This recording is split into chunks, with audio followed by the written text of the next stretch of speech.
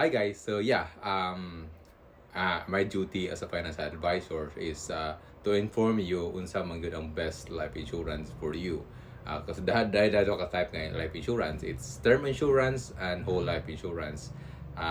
Term insurance kung planning ka for your family's financial security, life insurance is crucial. But how do you know which option is right for you? Asa ano mo, term life insurance ba or whole life insurance? Term insurance is affordable and simple. Those who need budget-friendly coverage for a specific period of 5 to 30 years. So why term? Affordable, why term insurance? It's more affordable than ideal or short-term needs like paying off debts, kaya pwede siya mahimo nimong kanang collateral, or for your children's education as well, or like for your mortgage loan pwede siya gamiton nimo as your collateral. Himo na sila nimo ang maong beneficiary ang life insurance company.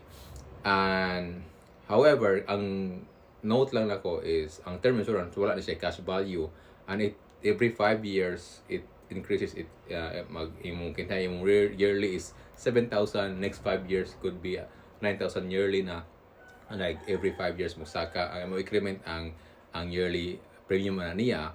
And mahuman ang term, dili na po ka insured.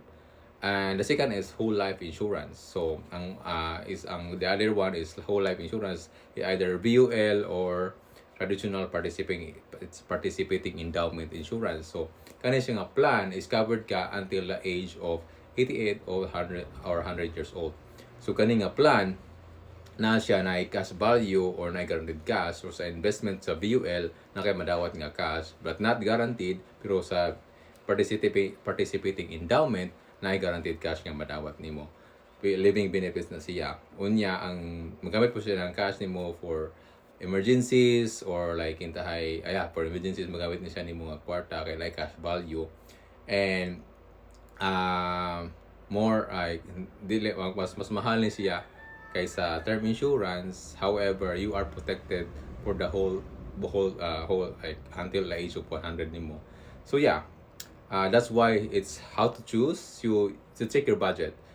Do a financial needs analysis with your financial advisor before choosing what's the right insurance for you. And you have to ask yourself, kaya ba nimo asa may mas nindod unya, affordable or kanang kaya ba sa capacity nimo, and it will also align sa imong financial sa imong goals and dreams in the future, para dili po ikaw mo magkuan. So mo po na importante nga na ay financial needs analysis like income, your savings, what about that finances. But that's another story, but you can ask a financial advisor near you to ask for more details. And thanks, bye.